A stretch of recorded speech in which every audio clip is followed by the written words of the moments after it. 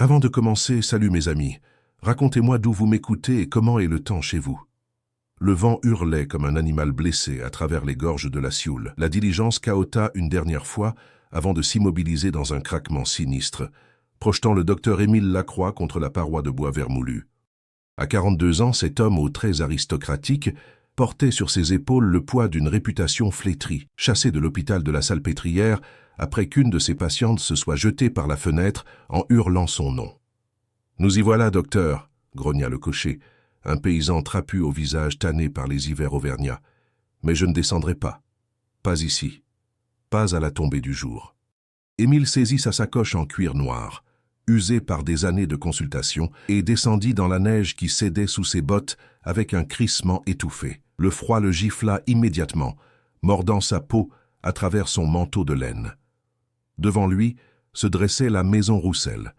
Elle n'avait rien de spectaculaire au premier regard, une bâtisse de 2 étages en pierre volcanique sombre, typique de la région, avec ses volets de bois peints en bleu délavé et son toit d'ardoise grise. Mais quelque chose clochait. Les fenêtres ressemblaient à des orbites vides fixant le vide.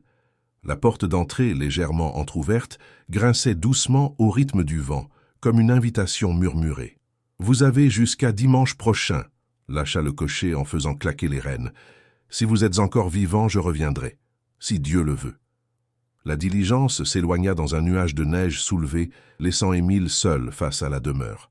Le silence qui suivit fut absolu, oppressant. Même les corbeaux semblaient avoir déserté ces lieux. Le médecin remonta l'allée enneigée. Ses pas résonnaient étrangement, comme amplifiés par une acoustique contre nature. Il observa les traces dans la neige. Aucune empreinte récente, hormis celle d'un renard qui s'était arrêté net à 3 mètres de la maison avant de rebrousser chemin précipitamment. Curieux comportement pour un animal, pensa-t-il en notant mentalement ce détail. La porte céda sous sa poussée, dans un gémissement de bois gonflé par l'humidité. Une odeur le saisit immédiatement, un mélange écœurant de moisissures, de cendres froides et de quelque chose d'autre. Quelque chose d'organique, de doux amer, qui lui rappela la morgue où il avait effectué ses premières dissections. Le vestibule était plongé dans une pénombre bleutée. Un escalier de chêne sombre grimpait vers l'étage, ses marches recouvertes d'une fine pellicule de poussière. Sur les murs, des portraits de famille observèrent le visiteur. Un homme au regard sévère, une femme à l'expression mélancolique, 3 enfants figés dans une pose rigide. Les Roussel, disparus 6 mois plus tôt dans des circonstances que personne au village n'avait voulu lui détailler clairement. Émile alluma une lampe à huile qu'il avait apportée. La flamme vacilla, projetant des ombres dansantes qui semblaient avoir leur propre volonté. Il traversa le vestibule jusqu'au salon. La pièce était restée exactement comme les Roussel l'avaient laissée. Une table encore mise pour le dîner, assiette en porcelaine blanche, couverts en argent terni, verres à moitié remplis d'un liquide sombre qui aurait dû s'évaporer depuis longtemps. Un fauteuil renversé près de la cheminée, et sur le manteau une pendule arrêtée à 3h17. « Mise en scène théâtrale », murmura Émile avec un sourire cynique. Quelqu'un cherche clairement à entretenir la légende. Il posa sa sacoche et entreprit d'allumer un feu dans la cheminée. Le bois était humide et refusait de prendre, crachotant et fumant abondamment. Finalement, après plusieurs tentatives, les flammes s'élevèrent, illuminant la pièce d'une lueur orangée. C'est alors qu'il le remarqua. Sur le mur opposé, à hauteur d'enfant, quelqu'un avait gravé des mots dans le plâtre. Les lettres étaient irrégulières, tracées avec frénésie. Il écoute toujours la calligraphie était celle d'un enfant ou d'un adulte au bord de la crise de nerfs. Émile s'approcha, passant ses doigts dans les rainures. La poussière accumulée suggérait que l'inscription datait de plusieurs mois. Un bruit le fit sursauter, un craquement à l'étage. Le médecin se figea, tous ses sens en alerte. Son cœur accéléra malgré lui, pompant l'adrénaline dans ses veines. Il saisit la lampe et se dirigea vers l'escalier. « Il n'y a personne », se dit-il à voix haute, une habitude acquise pendant ses années de pratique solitaire. Dilatation thermique du bois, phénomène parfaitement explicable. Chaque marche gémissait sous son poids. Les portraits semblaient suivre sa progression, leurs yeux peints glissant dans ses orbites pour ne jamais le quitter du regard. Une illusion d'optique classique, bien sûr, mais troublante néanmoins. Le couloir de l'étage s'étendait dans l'obscurité, ponctué de 4 portes fermées. La température avait chuté brutalement. Son souffle formait maintenant de petits nuages de vapeur devant son visage. Il poussa la première porte. Une chambre d'enfant. Le spectacle le saisit à la gorge. Les murs étaient recouverts de dessins d'enfants, mais pas les œuvres joyeuses et colorées qu'on pourrait attendre. Non. Des centaines de figures noires, tracées au fusain avec une frénésie maladive. Toutes représentèrent la même chose. Une silhouette humanoïde, sans visage, aux bras démesurément longs, debout dans un coin de pièce. Toujours le même coin. Le coin nord-est. Émile s'approcha du mur. Les dessins se superposaient, créant une texture presque palpable de graphite. Certains étaient griffés si violemment que le papier peint était déchiré. Et dans la marge de chaque dessin, le même mot, répété compulsivement, « Regarde, regarde, regarde, regarde ». Manifestation psychotique collective, diagnostiqua-t-il à voix haute, comme pour se rassurer. Probablement un empoisonnement au plomb ou à l'ergot de seigle. Les hallucinations partagées ne sont pas rares dans les familles isolées. Mais sa voix sonnait faux, même à ses propres oreilles. Il examina le coin nord-est de la chambre, celui représenté dans tous les dessins. Rien, juste un angle banal où les murs se rejoignaient. Pourtant, il ne pouvait s'empêcher de ressentir une répulsion instinctive face à cet espace vide. La nuit tombait rapidement maintenant. Par la fenêtre, il ne distinguait plus que les silhouettes noires des sapins encerclant la propriété. Le vent s'était levé, sifflant entre les ardoises du toit avec un son presque mélodique. Émile redescendit au salon. Il sortit de sa sacoche un carnet de notes et une montre à gousset, décidé à documenter scientifiquement son séjour. Il inscrivit l'heure, 18h23, et commença à rédiger ses premières observations. Jour 1, 18h23. Arrivé à la maison Roussel, bâtisse en état de conservation remarquable, malgré 6 mois d'abandon. Traces évidentes de départ précipité. Température intérieure anormalement basse, nécessitant investigation. Présence de graffitis anxiogènes, suggérant un état psychotique avancé chez au moins un membre de la famille. Pas de phénomènes inexplicables pour le moment. Il leva les yeux de son carnet. La pendule sur le manteau de la cheminée avançait. Les aiguilles bougeaient lentement, inexorablement, alors qu'elles n'avaient manifestement pas été remontées depuis des mois. 3h18, 3h19. Le stylo d'Émile tremblait légèrement dans sa main. Il se força à respirer calmement, appliquant les techniques qu'il enseignait à ses patients anxieux. Réaction mécanique résiduelle, articula-t-il méthodiquement. Le mécanisme libère lentement une tension accumulée, mais la pendule continua d'avancer. Tic-toc, un nouveau bruit, cette fois en provenance de la cuisine, comme des pas traînant sur le carrelage.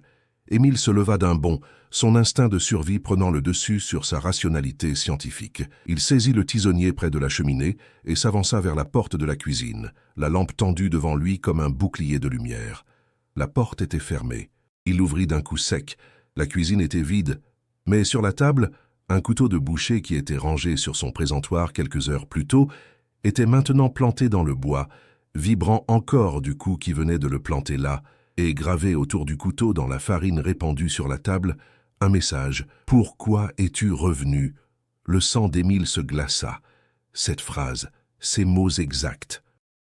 C'étaient les derniers mots que lui avait criés sa patiente, Marguerite, juste avant de se défenestrer. Des mots que personne d'autre ne connaissait. Personne d'autre que lui. La lampe à huile s'éteignit brusquement, plongeant la maison dans l'obscurité totale. Et dans ce noir absolu, Émile entendit distinctement un souffle, lent, régulier, tout près de son oreille. Quelqu'un respirait dans la nuit. Émile ralluma frénétiquement la lampe, ses mains tremblantes au point qu'il faillit renverser le réservoir d'huile. La flamme jaillit enfin, repoussant l'obscurité. La cuisine était toujours vide, le couteau planté dans la table, le message dans la farine. Mais plus aucun souffle. Hallucination auditive, se dit-il en retournant précipitamment au salon. Réaction psychosomatique à un environnement stressant. Je suis médecin aliéniste, bon sang.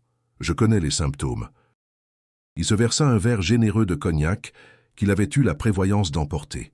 L'alcool brûla sa gorge, apportant une chaleur bienvenue qui dissipa partiellement la glace coulant dans ses veines. Il retourna à son carnet, déterminé à maintenir sa rigueur scientifique. Jour 1, 19h47. Phénomènes inexpliqués, pendule en mouvement, objets déplacés, message tracé dans la farine. Hypothèse 1. Présence humaine dans la maison, complice cherchant à me terroriser. 2. Phénomène hallucinatoire induit par quoi? Contamination environnementale, Moisissure psychotrope, il s'interrompit, le stylo en suspens. La vérité, qu'il refusait d'écrire, était qu'aucune de ses explications ne tenait vraiment la route. Le message dans la farine était trop spécifique, trop personnel. Personne ne connaissait les derniers mots de Marguerite. Personne de vivant. Un frisson le parcourut qu'il ne put attribuer uniquement au froid. Il se leva et entreprit une inspection systématique du rez-de-chaussée, vérifiant chaque recoin, chaque placard, chaque espace où quelqu'un pourrait se cacher. Rien. La maison semblait hermétiquement close, les fenêtres verrouillées de l'intérieur, la porte d'entrée telle qu'il l'avait fermée. 9 heures sonnèrent à une horloge quelque part dans les étages, un carillon mélancolique qui se répercuta dans toute la demeure. Émile décida de s'installer dans le salon pour la nuit, refusant catégoriquement de dormir à l'étage, près de cette chambre d'enfant et ses dessins obsessionnels. Il disposa un matelas près de la cheminée, entretint le feu et s'allongea tout habillé, le tisonnier à portée de main. La fatigue du voyage commençait à se faire sentir, mais il était déterminé à rester vigilant. Les flammes dansèrent dans l'âtre, projetant sur les murs des ombres qui semblaient parfois former des silhouettes humaines. Pareidolie, se rappela-t-il. Le cerveau humain voit des visages et des formes familières, même dans le chaos. C'est un mécanisme de survie ancestrale. Rien de plus. Les heures s'écoulèrent dans un silence oppressant, seulement rompu par le crépitement du feu et les gémissements du vent. Émile lutta contre le sommeil, sirotant son cognac, écrivant des notes incohérentes dans son carnet. Puis, à minuit pile, quelque chose changea. La température chuta si brutalement qu'Émile vit son souffle devenir épais comme de la fumée. Le feu dans la cheminée faiblit, les flammes se rétractant comme apeurées, et un son s'éleva, des voix, des murmures, d'abord si faibles qu'il crut les imaginer, mais ils se précisèrent, s'amplifièrent, venant de partout et de nulle part à la fois. Des dizaines de voix superposées, chuchotant dans une langue qu'il ne comprenait pas. Non pas une langue étrangère, plutôt des mots français prononcés à l'envers, distordus, rendus méconnaissables. Émile se redressa, le cœur battant à tout rompre. Les murmures provenaient des murs eux-mêmes, comme si la pierre vocalisait. Il se leva, approcha son oreille du mur près de la cheminée. Venu. Pourquoi? Revenu. Jamais parti. Toujours là. Écoute. Regarde. Les mots se mêlaient, s'entrelaçaient, formant une cacophonie hypnotique, et parmi ces voix, il en reconnut une, aiguë, terrifiée, familière, la voix de Marguerite. « Docteur Lacroix, pourquoi ne m'avez-vous pas cru? Il était là, dans le coin, il me regardait. » « Non, » gémit Émile en reculant, les mains plaquées sur ses oreilles. « Non, tu es morte il y a 3 ans. C'est impossible. » Mais la voix continua, se mêlant aux autres, créant une symphonie démoniaque de plaintes et de supplications. Soudain, les murmures cessèrent. Un silence assourdissant tomba sur la maison comme une chape de plomb. Puis un rire, grave, guttural, inhumain. Il venait de l'étage. Chaque fibre de son être hurlait à Émile de fuir, de briser une fenêtre et de courir dans la nuit enneigée jusqu'à l'épuisement. Mais une autre partie de lui, la partie froide, analytique, celle qui avait autrefois fait de lui un brillant médecin, voulait comprendre, voulait savoir. Il saisit la lampe et le tisonnier et monta l'escalier. Le couloir de l'étage était plongé dans une obscurité épaisse qui semblait résister à la lumière de sa lampe. L'air était si froid que de la glace commençait à se former sur les murs, des cristaux délicats qui scintillaient faiblement. Le rire avait cessé, mais Émile entendait maintenant autre chose. Un son de grattement, comme des ongles sur du plâtre, provenant de la chambre d'enfant. Il poussa la porte. La pièce avait changé. Les dessins sur les murs bougeaient. Non, ce n'était pas possible. C'était une illusion, un effet de la lumière vacillante. Mais pourtant, il aurait juré que les centaines de silhouettes noires dessinées se tournaient lentement vers lui, leurs formes sans visage s'orientant dans sa direction. Et dans le coin nord-est, là où les murs se rejoignaient, quelque chose se tenait. Ce n'était pas une ombre, c'était une absence, un vide dans la réalité elle-même, une déchirure dans le tissu du monde qui absorbait la lumière sans rien refléter. Et cette absence avait vaguement la forme d'un homme debout, immobile, les bras pendant jusqu'au sol, beaucoup trop longs, exactement comme dans les dessins. Émile ne pouvait pas respirer. Son esprit rationnel refusait ce que ses yeux percevaient, créant un court-circuit neurologique qui le paralysa sur place. La chose dans le coin bougea, pas de manière fluide, mais par saccades, comme les images d'un zootrope. Un instant ici, l'instant suivant un peu plus proche, sans transition visible. Clac. Plus proche encore. Clac. À 3 mètres. La lampe dans la main d'Émile explosa, le plongeant dans l'obscurité. Il entendit le verre se fracasser sur le plancher, sentit l'huile chaude éclabousser ses vêtements. Et dans le noir complet, il sentit quelque chose de froid, glacial au-delà de toute température naturelle, effleurer sa joue. Un contact qui ressemblait à des doigts infiniment longs. Le hurlement qui sortit de sa gorge était primitif, animal. Émile se précipita hors de la chambre, dévala l'escalier dans le noir, manqua de se briser le cou sur les dernières marches. Il trébucha vers la porte d'entrée, tira sur la poignée. Verrouillée, mais il n'avait pas de clé. Il n'avait jamais fermé la porte à clé. Derrière lui, dans l'obscurité du vestibule, il entendit quelque chose descendre l'escalier, pas des pas.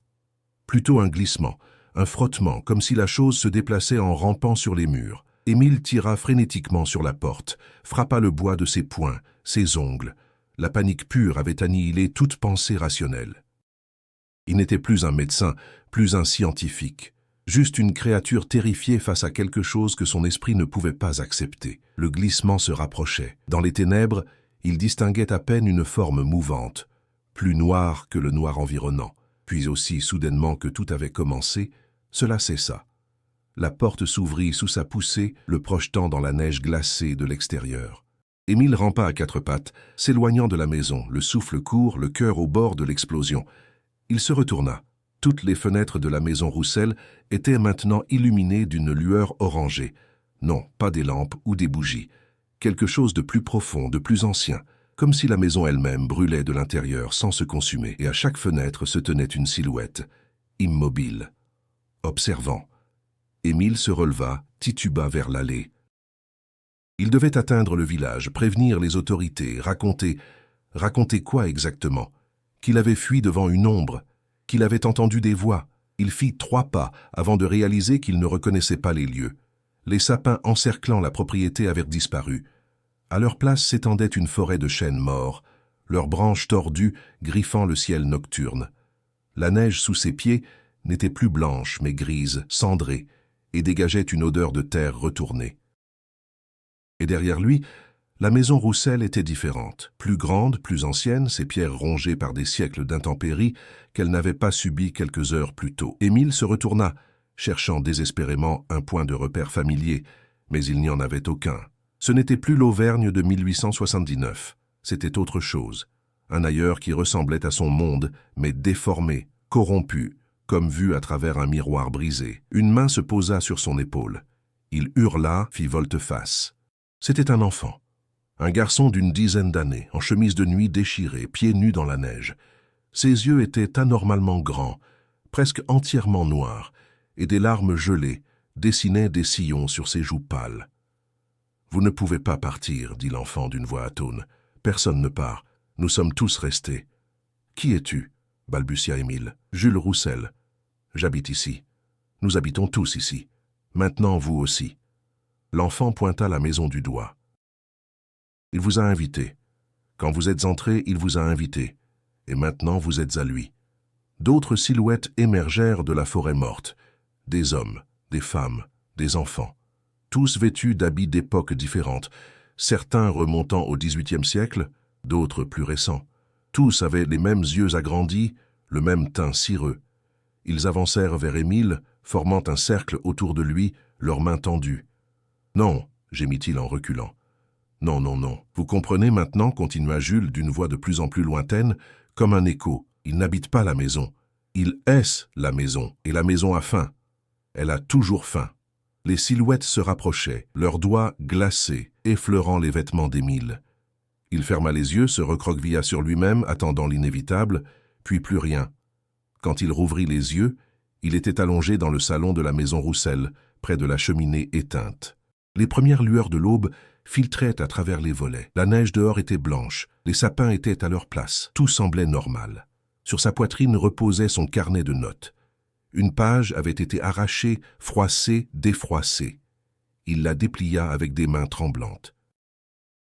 D'une écriture qui ressemblait à la sienne mais déformée, convulsive, quelqu'un avait écrit « Je suis resté répété encore et encore, remplissant toute la page, jusqu'à ce que les mots ne soient plus que des griffures illisibles dans le papier. » Émile resta prostré pendant des heures, incapable de bouger, son esprit tournant en boucle sur les événements de la nuit. Rêve? Hallucination? Empoisonnement au monoxyde de carbone provenant de la cheminée mal entretenue? Chaque explication rationnelle semblait aussi fragile qu'une toile d'araignée face à l'horreur viscérale qu'il avait vécue. Le soleil hivernal montait lentement dans le ciel, ses rayons pâles pénétrant par les fenêtres crasseuses et dessinant des rectangles de lumière sur le plancher. Dans cette clarté matinale, la maison paraissait presque ordinaire. Presque. Il se leva difficilement, ses membres ankylosés protestant après une nuit sur le sol dur. Sa montre indiquait 8h27. Était-il vraiment resté inconscient pendant près de 9 heures? Cela semblait impossible, et pourtant, Émile décida de procéder méthodiquement comme il l'aurait fait pour diagnostiquer un patient. Il grimpa à l'étage, en plein jour, l'acte semblait moins terrifiant, et se dirigea vers la chambre d'enfant. Les dessins étaient toujours là, bien sûr, des centaines de figures noires dans les coins. Mais dans la lumière du matin, il remarqua quelque chose qu'il avait manqué la veille, les dates. Chaque dessin portait une date inscrite en tout petits caractères dans un coin. Le premier datait du 17 mars 1879, le dernier du 3 septembre de la même année. 6 mois de dessins obsessionnels, 6 mois pendant lesquels l'enfant, Jules Roussel, avait compulsivement reproduit la même vision. Émile examina la progression chronologique. Les premiers dessins étaient relativement normaux, l'œuvre d'un enfant de 10 ans. Mais au fil des mois, le trait devenait de plus en plus frénétique, violent, les figures de plus en plus détaillées. Et sur les derniers dessins, l'enfant avait ajouté quelque chose de nouveau, d'autres silhouettes humaines, plus petites, debout autour de la grande forme dans le coin, comme si elle l'observait ou l'adorait. Dans le tiroir d'une petite table près du lit, Émile découvrit un journal. La reliure en cuir était gondolée par l'humidité, mais les pages restaient lisibles. Il l'ouvrit avec précaution. 15 mars 1879. Papa a acheté la maison aujourd'hui. Maman dit qu'elle est magnifique, mais je n'aime pas le grenier. Il y fait trop froid. Et j'ai l'impression que quelqu'un me regarde quand je monte l'échelle. 17 mars 1879. Je l'ai vu pour la première fois cette nuit, dans le coin de ma chambre. Au début, j'ai cru que c'était une ombre, mais les ombres ne bougent pas comme ça. Papa dit que j'ai fait un cauchemar, mais j'étais réveillé. J'en suis sûr. 21 mars 1879. Il était encore là cette nuit, plus grand qu'avant. Ses bras touchent presque le sol. Pourquoi ses bras sont si longs? J'ai essayé de le dessiner pour montrer à papa, mais il s'est fâché. Il dit que je mens pour attirer l'attention, mais je ne mens pas. Je ne mens pas. Émile tourna les pages, son malaise grandissant à chaque entrée. Les écrits de Jules devenaient de plus en plus chaotiques, les lignes se tordant sur la page, l'orthographe se dégradant. 14 avril 1879. Il me parle maintenant, pas avec des mots, avec des pensées. Il dit qu'il était là avant la maison, avant les hommes. Il dit qu'il attend, que tout le monde finit par le voir. Il suffit de regarder. 3 mai 1879. Papa l'a vu, cette nuit. Il est descendu en hurlant. Il a essayé de brûler ma chambre, mais maman l'en a empêché. Maintenant, papa reste dans son bureau. Il boit, et il murmure. Je l'entends murmurer à travers les murs.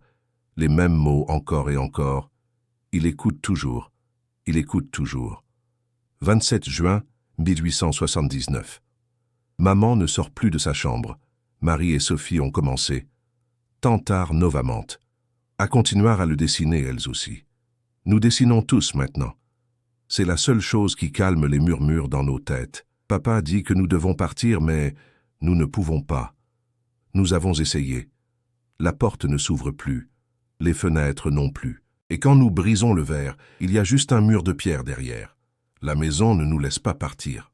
15 août 1879. Il grandit. Chaque nuit, il est plus grand. Maintenant, il remplit presque toute la chambre. Ses bras s'étirent jusqu'au couloir. Je peux les voir ramper sous ma porte quand j'éteins la bougie. Papa s'est enfermé au grenier. Il crie que c'est de sa faute, qu'il aurait dû écouter le vieil homme qui l'avait mis en garde. Quel vieil homme? Papa ne veut pas le dire. 3 septembre 1879. C'est la dernière fois que j'écris. Il m'a montré ce qui va se passer. Il nous a montré à tous. Nous allons rester. Pas mourir. Juste rester. Pour toujours. Dans les pierres. Dans les murs. Dans la maison qui n'est pas une maison. Maman pleure. Marie et Sophie ne parlent plus. Et papa s'est pendu cette nuit dans le grenier. Mais il est toujours là. Je l'entends marcher au plafond. On ne peut pas vraiment mourir ici. On reste juste. Encore et encore. Si quelqu'un lit ceci un jour, ne restez pas après le coucher du soleil. Ne regardez jamais le coin. Et si vous entendez les murmures, courez. Il vient me chercher maintenant. Je le sens. Ses doigts froids sur ma nuque. L'écriture s'arrêtait là, se terminant par une longue traînée d'encre comme si la plume avait été arrachée du papier. Émile referma le journal, ses mains tremblant si fort qu'il faillit le laisser tomber. Tout concordait. L'inscription sur le mur, les dessins, les phénomènes. Ce n'était pas une mise en scène, c'était réel, horriblement, impossiblement réel. Il devait comprendre. Il devait trouver l'origine de cette chose. Le journal mentionnait un vieil homme qui avait mis en garde Roussel. Il devait exister des archives, des documents, une histoire expliquant ce qui hantait ces lieux. Le grenier. Jules avait mentionné que son père s'était réfugié au grenier et s'y était pendu, mais continuait à y marcher. Émile inspira profondément, rassemblant son courage. Il ne pouvait pas partir, pas sans comprendre. C'était plus fort que lui, le besoin de savoir, la compulsion scientifique qui avait guidé toute sa vie, même face à l'inexplicable. Il trouva l'échelle menant au grenier dans le couloir, dissimulée derrière une tenture poussiéreuse. Les barreaux de bois craquèrent sous son poids, tandis qu'il grimpait vers la trappe du plafond. L'air devenait progressivement plus froid, plus épais. Il poussa la trappe. Elle résista un instant, puis céda dans un grincement.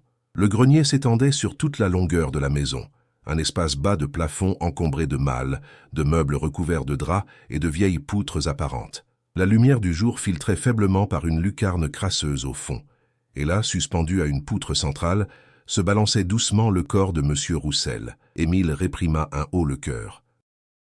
Le cadavre était dans un état de conservation anormal pour 6 mois de pendaison. Certes, le froid hivernal pouvait ralentir la décomposition, mais pas à ce point. La peau était cireuse. Les yeux étaient ouverts, et il le fixait. « Vous ne devriez pas être ici, dit le cadavre. » Émile recula si violemment qu'il manqua de tomber dans l'ouverture de la trappe. Son esprit refusait d'accepter ce qu'il venait d'entendre. C'était impossible. Les morts ne parlent pas. C'était un principe fondamental de la réalité.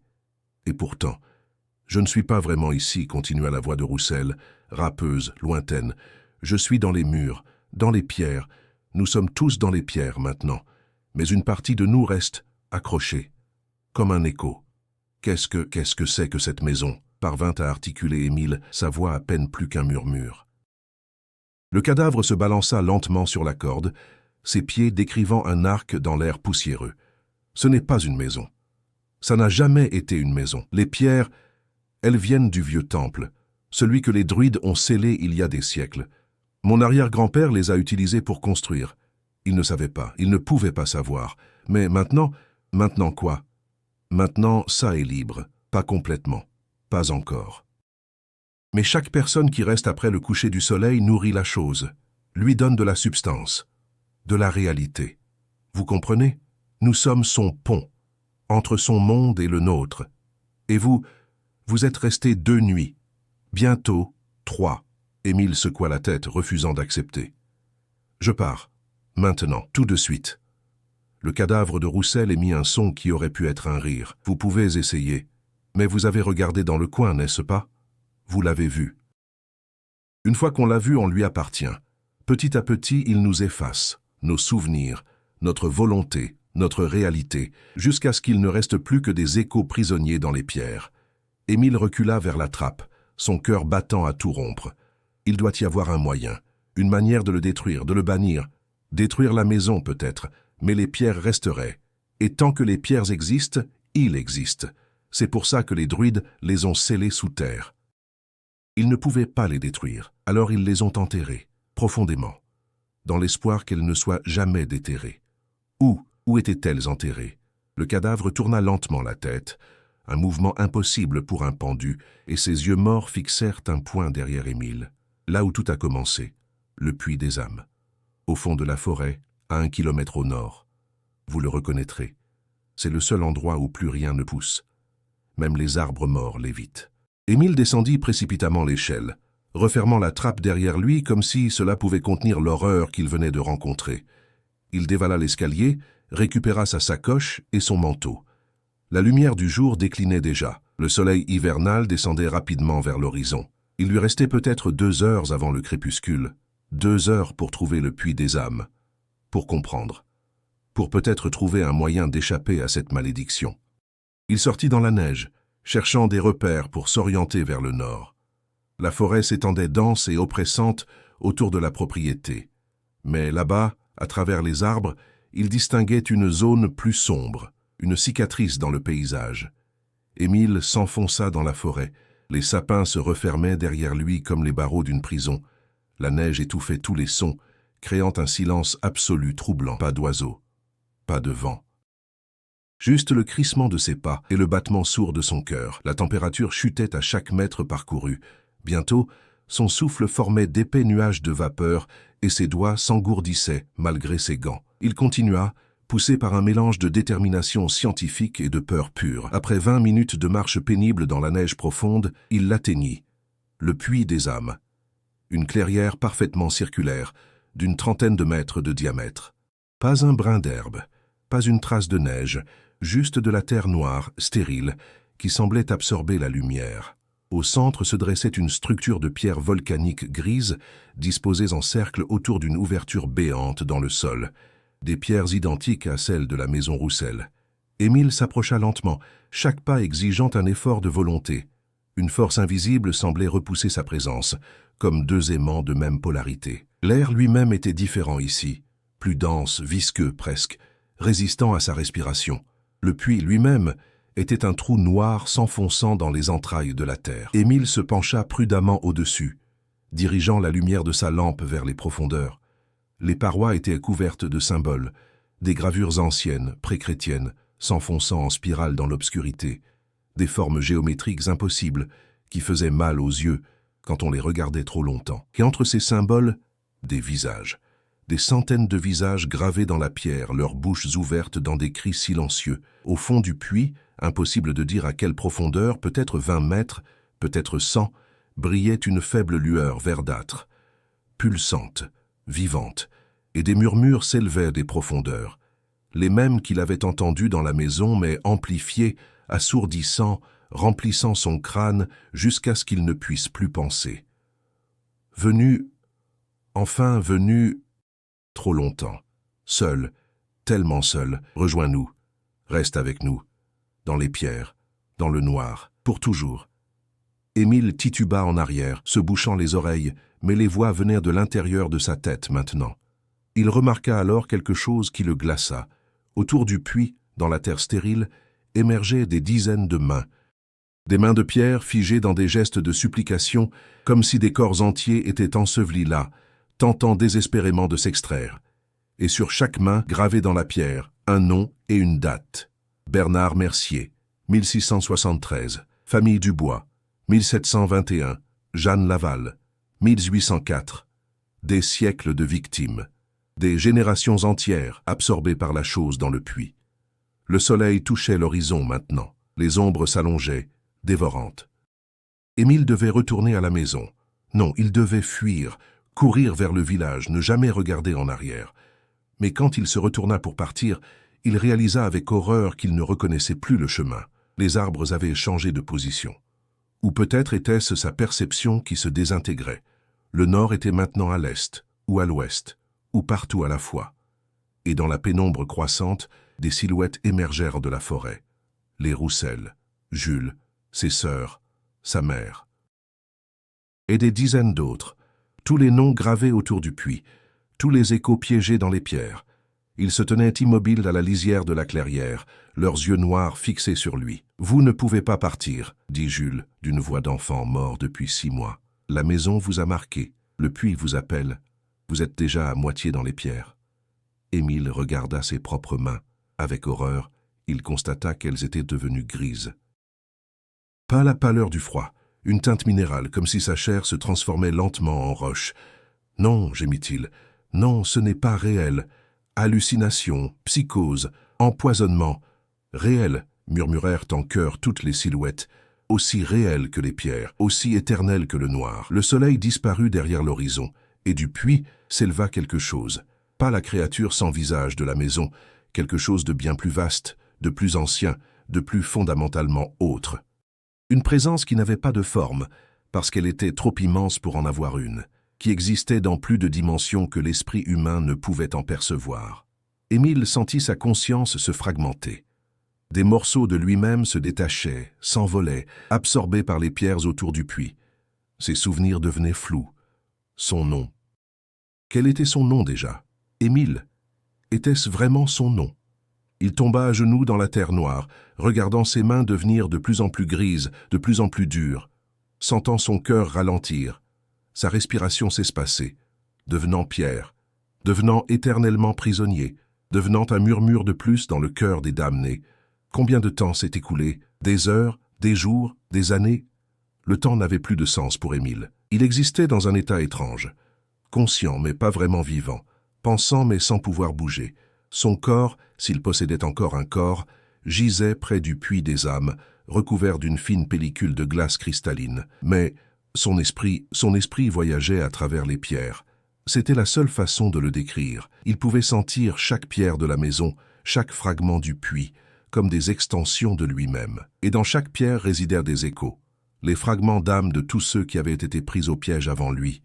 Il entendait leurs pensées, vivait leurs souvenirs, ressentait leurs derniers instants de terreur encore et encore, dans une boucle infinie. Bernard Mercier, fermier, 1673, avait découvert les pierres en labourant son champ, les avait utilisées pour construire un mur.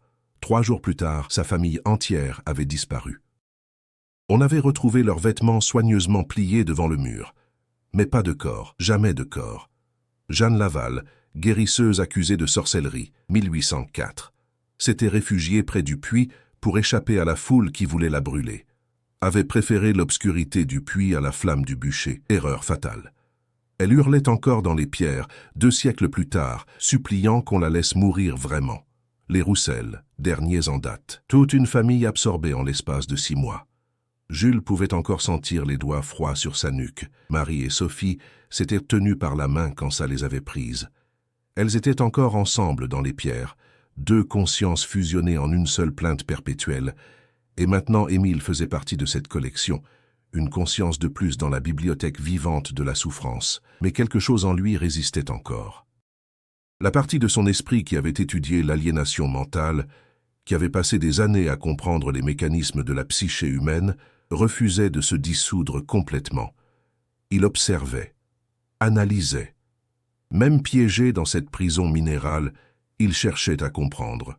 La créature, ou entité, ou force, il n'avait pas de mot adéquat, n'était pas malveillante au sens traditionnel. Elle n'éprouvait ni haine ni plaisir sadique. Elle était simplement affamée. Affamée de conscience, de pensée, d'existence. Elle avait été bannée il y a des millénaires dans un espace entre les dimensions, un lieu où le temps et la réalité fonctionnaient différemment. Les druides celtes l'avaient emprisonnée là en scellant les pierres qui lui servaient de point d'ancrage dans notre monde. Mais les sceaux s'affaiblissaient. Chaque génération qui construisait avec ces pierres, chaque âme absorbée, renforçait son emprise sur la réalité. Elle se nourrissait littéralement de conscience humaine, l'utilisant comme carburant pour briser ses chaînes. Et si elle parvenait à s'échapper complètement, Émile sentit un frisson traverser ce qui restait de sa perception. Si elle s'échappait, ce ne serait pas juste la maison Roussel qui deviendrait un piège. Ce serait toute la région, puis tout le pays, peut-être le monde entier, transformé en une immense prison de pierre où des milliards d'âmes hurleraient dans un silence éternel. « Je dois faire quelque chose », pensa-t-il désespérément. « Mais quoi, je suis piégé, impuissant. » C'est alors qu'il sentit une présence différente dans les pierres, une conscience qui ne hurlait pas, ne pleurait pas, une conscience qui observait, qui attendait. « Qui êtes-vous » projeta-t-il sa pensée. La réponse vint, ancienne, fatiguée. « Un gardien, le dernier. J'ai échoué à protéger le sceau, mais peut-être peux-tu réussir là où j'ai failli. » Des images affluèrent dans l'esprit d'Émile. un vieux druide des siècles auparavant, qui s'était volontairement laissé absorber par les pierres pour maintenir le sceau de l'intérieur. Il avait tenu pendant presque 1000 ans sa volonté de faire maintenant la créature dans son sommeil, mais il était fatigué, si fatigué, et l'arrivée des Roussel, puis d'Émile, avait nourri la créature au point qu'elle était maintenant plus forte que lui. « Je ne peux plus tenir longtemps », murmura le druide dans les pierres. « Mais toi, tu as une force qu'aucune des autres victimes ne possédait. Tu comprends l'esprit. Tu sais comment les pensées fonctionnent. Peut-être peux-tu nous libérer tous. » « Comment ? Je ne suis qu'un homme. Et je suis piégé comme les autres. Les pierres nous emprisonnent, mais les pierres peuvent aussi être détruites. De l'intérieur. » Émile comprit soudain. Les pierres n'étaient pas juste des objets physiques. Elles étaient imprégnées de conscience, saturées des âmes de leurs victimes. Si d'une manière ou d'une autre, toutes ces consciences pouvaient agir de concert, s'unir dans un seul but, c'est impossible. Regardez-les. Ils sont tous fous de terreur, fragmentés, incohérents, seuls, oui. Mais toi, médecin des âmes, tu peux peut-être les guider, les unir. C'est notre seule chance. Avant qu'elle ne se réveille complètement, la créature dormait. Non, pas exactement. Elle était dans un état de semi-conscience, digérant lentement les âmes qu'elle avait capturées, se préparant à franchir définitivement le seuil vers la réalité physique. Émile sentit une détermination froide s'installer en lui. Il avait échoué à sauver Marguerite. Il avait échoué à comprendre sa folie à temps. Mais peut-être pouvait-il encore réparer cela, sauver ces âmes piégées, empêcher que d'autres ne subissent le même sort. Il commença à tendre sa conscience vers les autres esprits prisonniers, lentement, prudemment, comme il l'aurait fait avec un patient en crise psychotique. « Jules » appela-t-il doucement. « Jules Roussel, je sais que tu as peur, je sais que tu souffres, mais j'ai besoin de toi. J'ai besoin que tu sois fort encore une fois. » La conscience de l'enfant réagit faiblement, comme un animal blessé tressaillant au toucher. « Mal, ça fait si mal. Je veux que ça s'arrête. Je sais. Mais écoute-moi. Il y a peut-être un moyen, mais tu dois m'aider.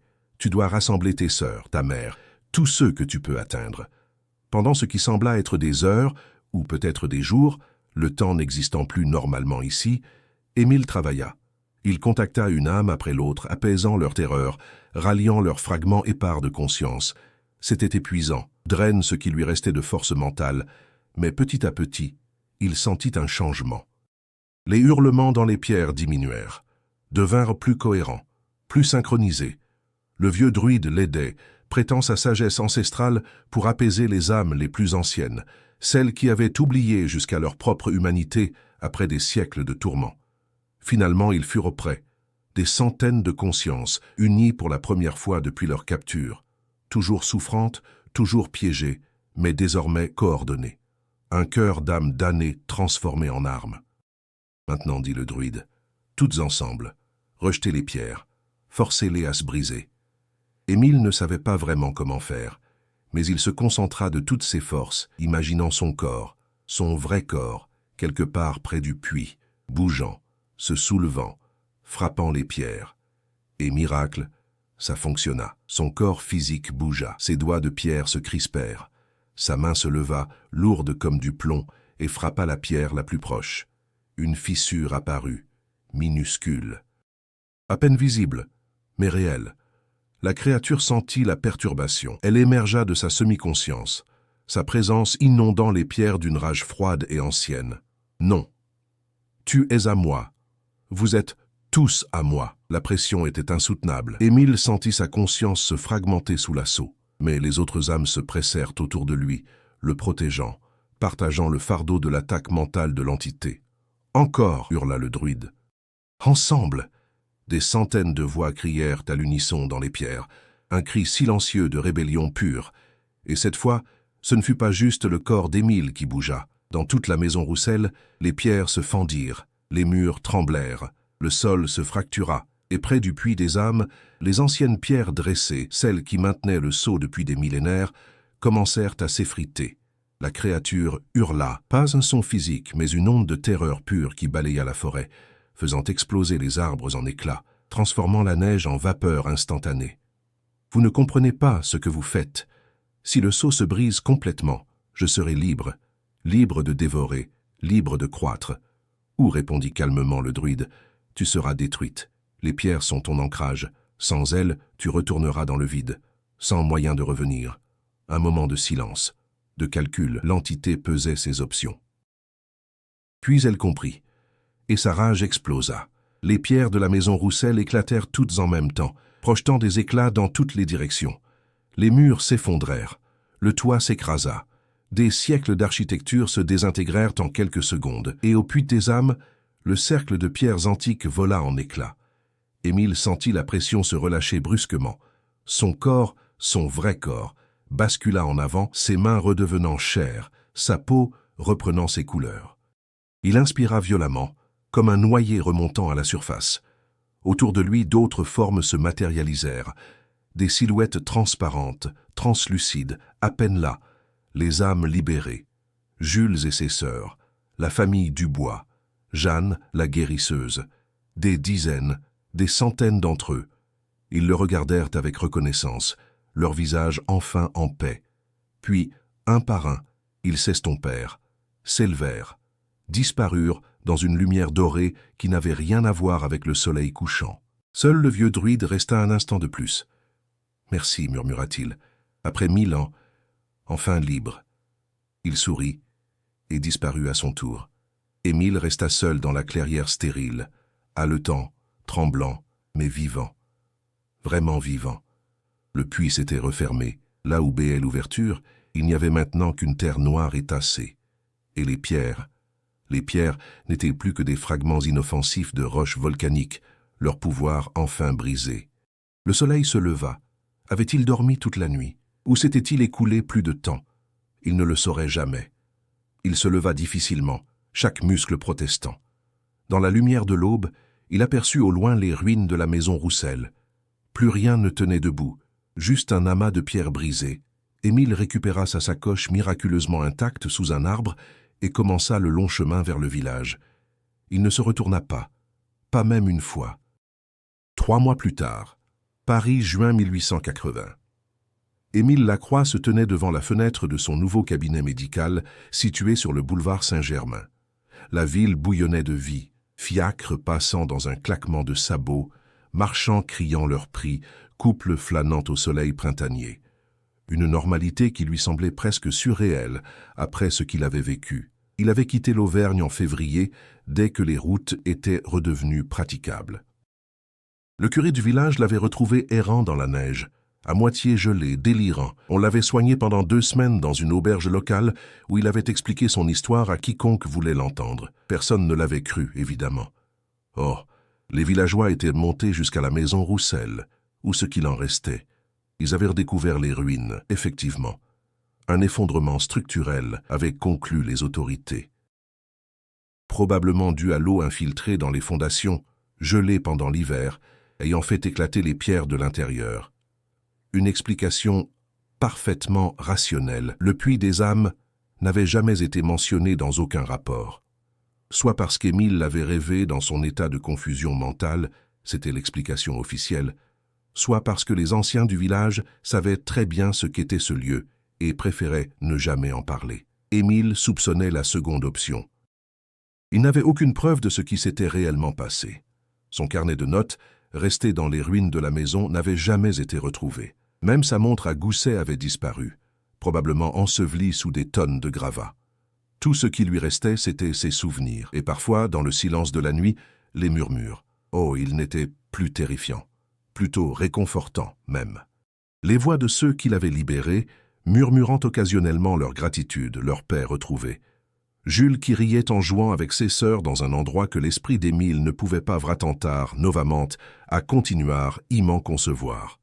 Le vieux druide qui veillait encore, même de l'au-delà, s'assurant que les derniers échos de la créature ne se réveillent jamais. Ces murmures étaient devenus ses compagnons dans la solitude. On frappa à la porte de son cabinet. « Entrez » dit Émile en se retournant. Une femme d'une 30aine d'années entra vêtue d'une robe sombre de deuil. Ses traits étaient tirés, ses yeux rougis par les larmes et le manque de sommeil.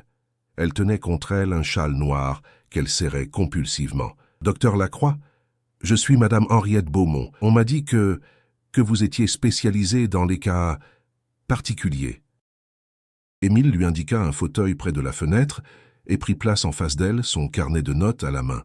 « Racontez-moi, madame. Prenez votre temps. » Elle inspira profondément, ses mains tremblant légèrement. « C'est mon mari, docteur. Il est mort il y a 6 semaines. Fièvre typhoïde. Une mort horrible, mais naturelle. Du moins, c'est ce qu'ont dit les médecins. Je suis désolé pour votre perte, mais je ne suis pas sûr de comprendre en quoi je peux vous aider. Depuis sa mort, je l'entends, docteur. La nuit. Il marche dans le couloir. Il ouvre des portes. Il murmure mon nom. Et parfois je le vois, dans le reflet des miroirs, debout derrière moi. Mais quand je me retourne, il n'y a personne. » Émile écouta attentivement, observant les micro-expressions de son visage, le tremblement de ses mains, la dilatation de ses pupilles, les signes classiques d'un deuil pathologique, accompagnés d'hallucinations auditives et visuelles. Rien d'extraordinaire. « Madame Beaumont, ce que vous décrivez est tout à fait normal après la perte d'un être cher. Le cerveau continue à chercher la personne disparue, créant parfois l'illusion de sa présence. C'est une réaction naturelle au traumatisme. » « Non, l'interrompit-elle avec une intensité soudaine. Ce n'est pas dans ma tête, docteur, je sais ce que vous pensez, que je suis folle de chagrin. Mais ce n'est pas ça. Il y a autre chose. La maison. Quelque chose ne va pas avec la maison. » Les mots frappèrent Émile comme un coup de poing. La maison. Quelle maison? Celle que nous venons d'acheter, dans le Marais. Une vieille bâtisse du XVIIe siècle. Mon mari était si fier de l'avoir obtenue à bon prix. Le propriétaire précédent était parti précipitamment, laissant tout derrière lui. Nous pensions faire une affaire, mais, docteur, il fait si froid dans cette maison, même en plein été, et il y a des pièces où je ne peux tout simplement pas entrer. Mon corps refuse. Comme si quelque chose me repoussait. Émile sentit un frisson lui parcourir l'échine. Après 3 mois, il avait presque réussi à se convaincre que l'Auvergne était un cas isolé, une aberration unique. Mais, et si... Avez-vous remarqué quelque chose d'inhabituel concernant les matériaux de construction? Les pierres, par exemple? Madame Beaumont le regarda avec surprise. C'est étrange que vous mentionniez cela. Oui, effectivement. Le vendeur a dit que la maison avait été rénovée il y a 50 ans avec des pierres venues d'Auvergne, des pierres volcaniques grises. Il paraît qu'elles sont très résistantes et... Elle s'interrompit en voyant l'expression d'Émile. « Docteur, vous êtes devenu très pâle, vous allez bien ?» Non, il n'allait pas bien, parce qu'il comprenait maintenant. Les pierres qu'il avait détruites n'étaient pas les seules. Bien sûr qu'elles ne l'étaient pas. Elles avaient été extraites d'une carrière, taillées, vendues, dispersées à travers toute la France, sur des décennies, peut-être des siècles. Combien de maisons contenaient ces pierres maudites? Combien de familles avaient été détruites par elles? Combien d'âmes étaient encore piégées dans la pierre, hurlant silencieusement, attendant qu'on les libère? « Docteur Lacroix ?» répéta madame Beaumont avec inquiétude. Émile se ressaisit. Il ne pouvait pas lui dire la vérité, pas directement. Elle le prendrait pour un fou, mais il pouvait l'aider, il devait l'aider. « Madame Beaumont, je vais être franc avec vous. Je pense que votre maison souffre d'un problème environnemental. Des émanations toxiques, peut-être, des moisissures qui peuvent causer des hallucinations. Je voudrais venir l'inspecter moi-même, si vous me le permettez. Vous feriez cela? » « Oui. Et si mes soupçons se confirment, je vous conseillerais fortement de déménager, immédiatement. » Elle hocha la tête avec gratitude, lui donnant l'adresse de la maison. Émile nota soigneusement l'information, déjà en train de planifier ce qu'il devrait apporter. Du sel, peut-être? Du fer? Il ne savait pas vraiment ce qui fonctionnait contre quoi exactement? Des fragments de conscience prisonniers, des échos d'une entité extradimensionnelle? Il était médecin, pas exorciste. Mais apparemment, le destin en avait décidé autrement. Après le départ de madame Beaumont, Émile resta longtemps assis dans son cabinet, fixant le vide. Il repensa à cette nuit dans la maison Roussel, au froid glacial, aux murmures, à la sensation de sa propre humanité se dissolvant lentement dans la pierre. Il avait survécu, mais quelque chose en lui avait changé. Il percevait maintenant des choses qu'il n'aurait jamais dû percevoir, des ombres dans les coins qui n'étaient pas tout à fait des ombres. Des voix dans le silence qui n'étaient pas tout à fait imaginaires. Il était devenu un pont entre 2 mondes, celui des vivants et celui des âmes piégées, un fardeau qu'il n'avait jamais voulu porter, mais qu'il devait maintenant accepter. 2 jours plus tard, le Marais, Paris. La maison Beaumont se dressait dans une ruelle étroite du Marais, coincée entre deux bâtiments plus récents. Une structure du XVIIe siècle, effectivement, avec ses poutres apparentes, ses fenêtres à petits carreaux et sa façade légèrement penchée, un affaissement typique des vieilles fondations parisiennes. Émile la fixa longuement avant d'approcher, étendant ses sens nouvellement acquis. Oui, il la sentait, cette vibration subtile dans l'air, cette impression d'être observé. Les pierres grises de la façade, intégrées lors de la rénovation, pulsaient faiblement d'une énergie qu'il reconnaissait maintenant. Pas aussi forte qu'en Auvergne, pas encore, mais en croissance, se nourrissant lentement de la famille Beaumont, particulièrement du mari décédé dont l'âme était restée coincée au moment de sa mort, piégée dans les pierres au lieu de s'en aller. Madame Beaumont l'attendait à la porte, visiblement soulagée de le voir. « Merci d'être venu, docteur. Je n'ai presque pas dormi depuis notre rendez-vous. Les choses empirent. Hier, j'ai trouvé toutes les portes du premier étage ouvertes, et sur le mur de la chambre, quelqu'un avait écrit « Elle s'interrompit », la voix brisée. « Écrit quoi? Mon prénom, encore et encore, avec du sang, je crois. Mais quand j'ai essayé de le nettoyer, il n'y avait rien, comme si je l'avais imaginé, comme si je devenais folle. Vous n'êtes pas folle, dit fermement Émile. Emmenez-moi voir. » Ils entrèrent dans la maison. Le froid le frappa immédiatement, exactement comme à la maison Roussel. Une température anormale pour un mois de juin parisien. Son souffle formait de petits nuages de vapeur. « Vous sentez ça ?» demanda-t-il. « Le froid ?»« Oui, il est là en permanence, même quand je fais du feu. » Émile parcourut lentement le rez-de-chaussée, ses doigts effleurant les murs. Il pouvait sentir les pierres grises sous le plâtre. Pas beaucoup, peut-être 10 ou 15 pierres au total, intégrées dans les murs porteurs lors de la rénovation. Mais c'était suffisant. Suffisant pour créer un point d'ancrage. Un piège. Il monta à l'étage, guidé par une intuition qu'il ne pouvait pas expliquer rationnellement. La chambre à coucher était au fond du couloir. La porte était ouverte, révélant un intérieur sombre malgré la lumière du jour filtrant par la fenêtre. Et sur le mur, exactement comme Madame Beaumont l'avait décrit, le prénom Henriette était répété des dizaines de fois, mais pas écrit avec du sang, gravé, légèrement, comme si quelqu'un avait gratté le plâtre avec ses ongles. « Henri » appela doucement Émile dans le vide. « Henri Beaumont, je sais que vous êtes là, je peux vous aider. » Madame Beaumont le regarda avec des yeux écarquillés. « Que faites-vous ?»« Chut, laissez-moi essayer quelque chose. » Il ferma les yeux, étendant sa conscience comme il l'avait appris à le faire dans les pierres du puits des âmes. C'était plus difficile ici. Les pierres étaient moins nombreuses, la connexion plus faible, mais il pouvait sentir une présence, confuse, terrifiée, désespérée. « Henri, je suis le docteur Lacroix. Vous êtes mort. Votre corps est parti, mais votre esprit est resté piégé, dans les pierres. Vous comprenez? Un murmure, faible, à peine audible. Henriette. Où est Henriette? Je dois la protéger. Elle est en danger. Elle n'est pas en danger, Henri, sauf si vous restez. Les pierres vous utilisent. Elles se nourrissent de vous, et elles vont finir par la prendre elles aussi. Vous devez partir. Vous devez lâcher prise. Je ne peux pas, j'ai peur. Où irai-je? Le noir. J'ai si peur du noir. Émile sentit une compassion profonde pour cette âme perdue. Exactement comme Jules, comme tous les autres, piégé par la peur, incapable de s'en aller. Il n'y a pas de noir, dit-il à voix haute maintenant, pour que Madame Beaumont entende aussi. Il y a de la lumière. Vous ne la voyez pas parce que les pierres bloquent votre vision, mais elle est là. Elle a toujours été là. Vos parents vous attendent, Henri. Votre grand-mère que vous aimiez tant. Ils sont dans la lumière. Regardez. Regardez vraiment. Un silence. Puis, je vois quelque chose. Oh mon Dieu. C'est magnifique. La température dans la chambre remonta brusquement.